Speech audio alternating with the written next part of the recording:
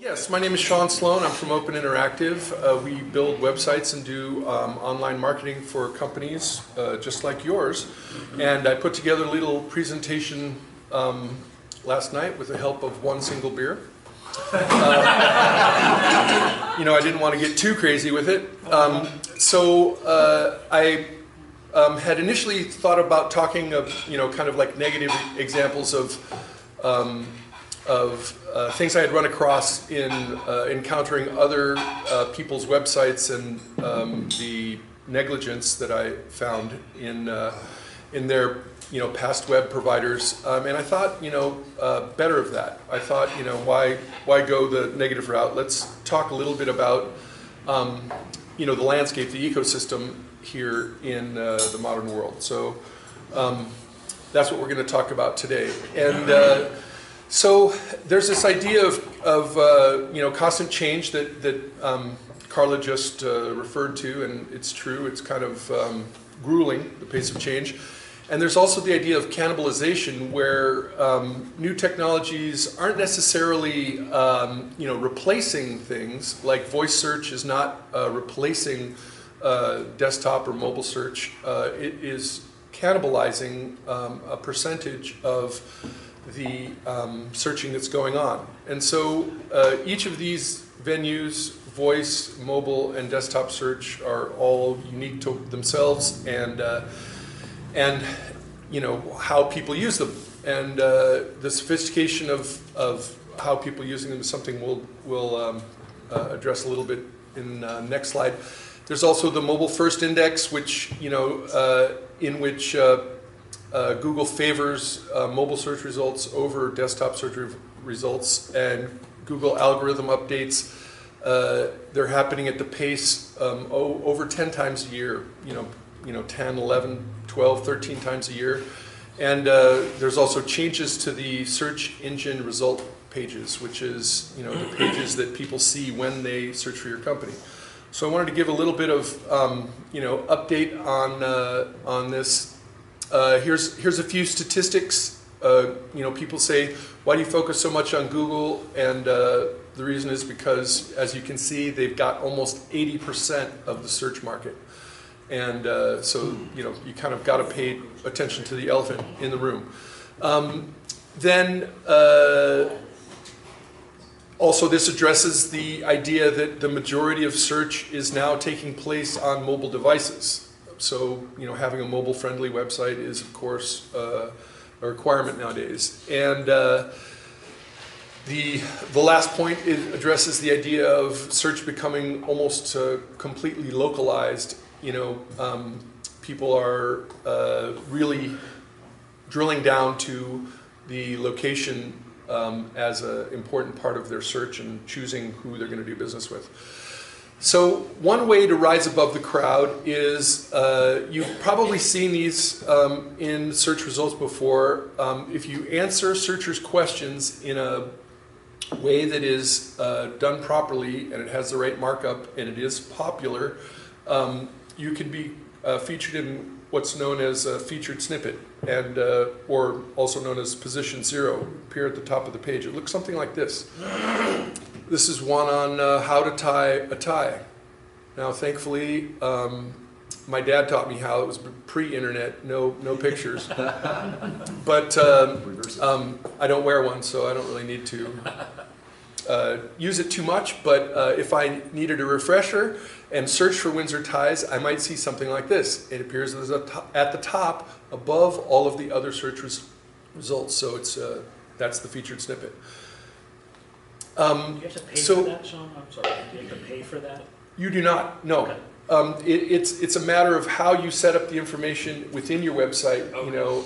It's a matter of searching out the questions that people are really looking for, and then providing a useful example that Google identifies through the markup and through its popularity.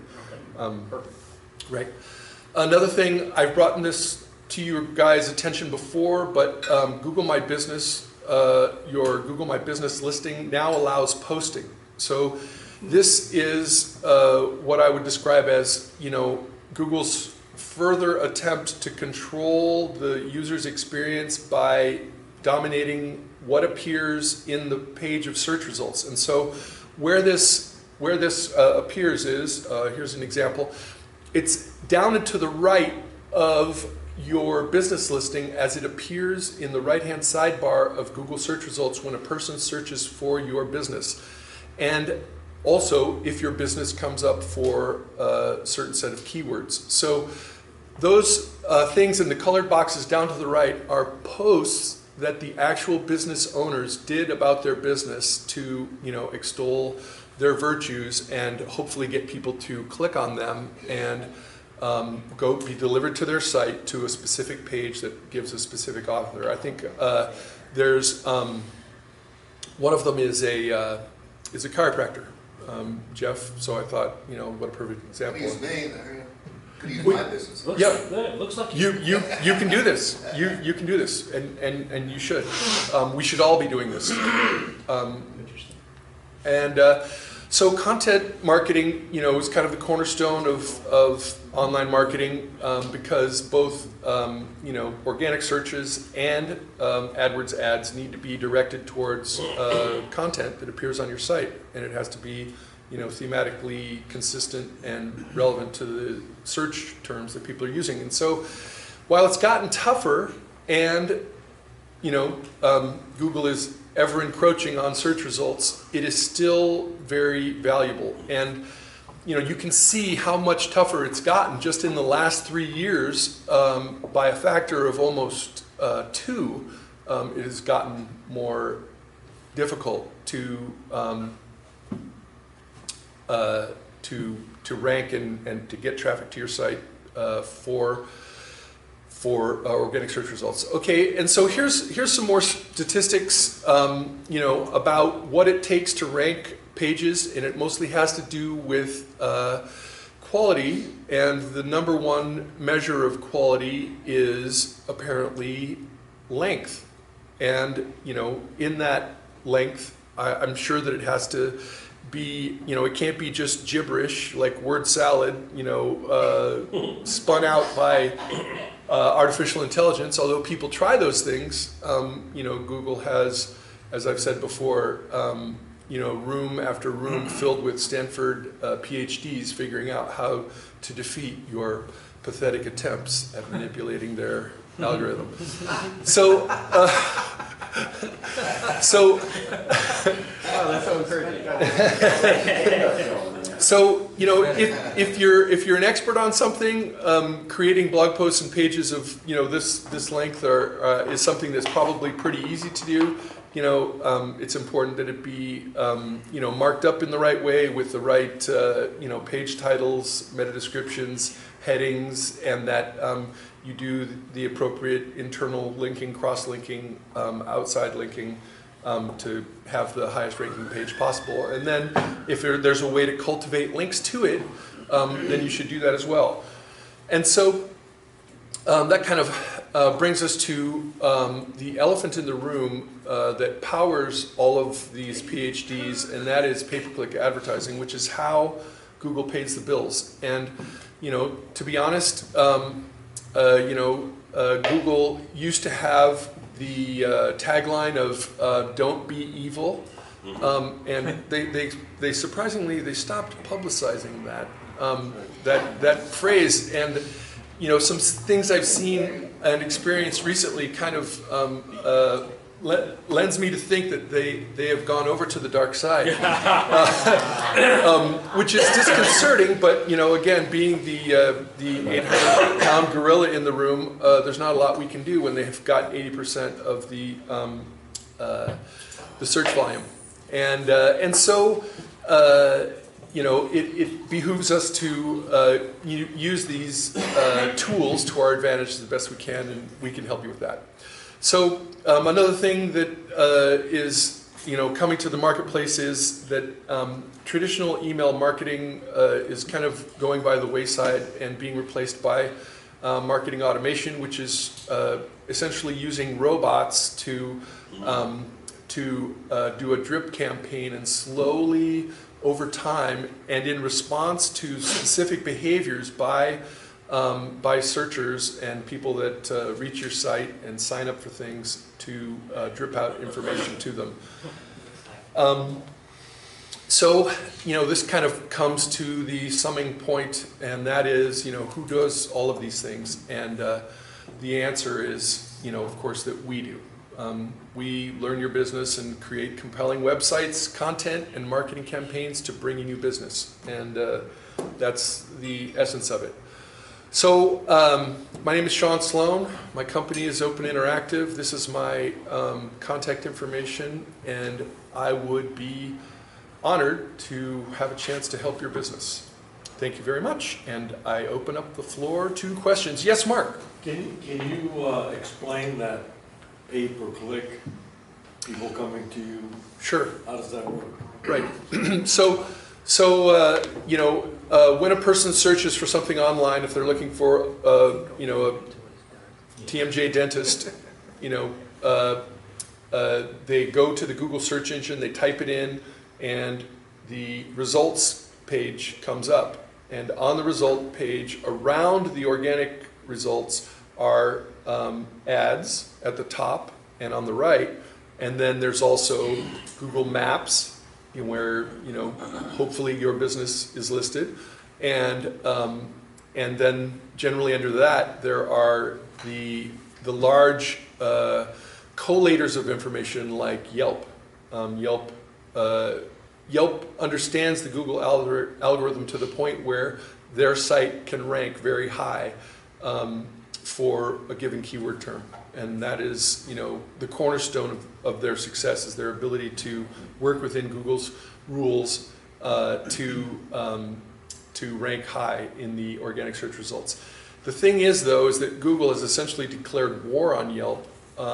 They have their own set of listings now that is appearing, specifically, especially for service companies, where they have Google verified businesses that are now appearing at the top of the page before ads even and any search results, Google verified businesses. And this is going to roll out to all industries. It's mostly service businesses like air conditioning and plumbers, locksmiths, people like that. But this is something that I've talked about a little bit in the past. These Google verified businesses are going to become a thing, and you go through a process of getting listed for them, and then you are given essentially a checkbox that indicates you're a verified business. But back to the topic at hand, which is the AdWords. So when the ads appear in the search results around the organic results, they represent people that have identified the keywords that drive business to them and have gone into an auction marketplace and bid on keyword terms, and they say, I'm willing to pay $5.50 for this keyword term, TMJ dentist.